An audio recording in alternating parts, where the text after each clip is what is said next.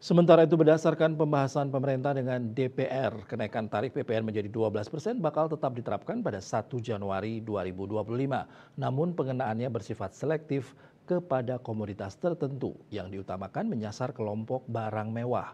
Pakar ekonomi menilai rencana pengenaan tarif pajak pertama nilai PPN secara selektif berpotensi menimbulkan kebingungan.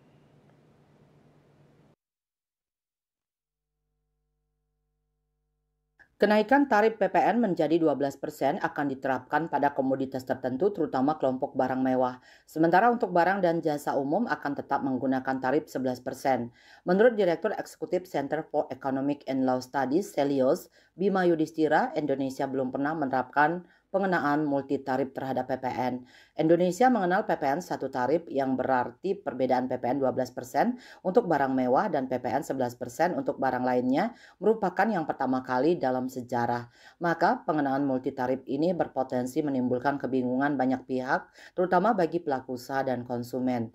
Seperti misalnya bila satu toko retail menjual objek pajak yang terkena tarif PPN dan pajak penjualan barang mewah PPNBM, maka penjual perlu menghitung tarif yang berbeda terhadap barang-barang yang dijual. Ketika mengurus administrasi perpajakan pun, kemungkinannya faktur pajak akan menjadi lebih kompleks. Jika ingin memperhatikan daya beli masyarakat, pemerintah disarankan menerbitkan peraturan pemerintah pengganti Undang-Undang Perpu untuk menghapus pasal 7 di Undang-Undang Harmonisasi Peraturan Perpajakan HPP soal PPN 12%.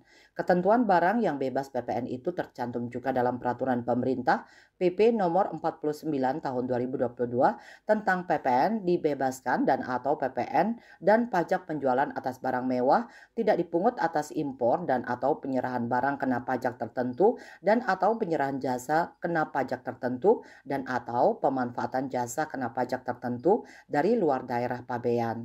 Bali Post melaporkan.